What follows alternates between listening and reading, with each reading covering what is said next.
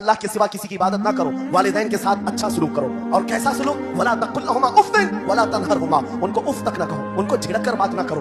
नौजवानों याद रखो, जिस दिन तुमने अपनी माँ या अपने बाप को उल्टा जवाब देना शुरू किया, उस दिन से तुम पर रिस्क के दरवाजे बंद हो जाते। हजरत मौलाना रोम फरमाते हैं, माँ या बाप बच्चे को बात करने में जिस दिन डरने लग जाए, पता नहीं मेरा बेटा क्या समझेगा बोलूं, जिस दिन वो तुमसे बात करने में डरने लग जाए, समझ लो दुनिया का सबसे बुरा दिन तुम्हारा शुरू हो चुका है।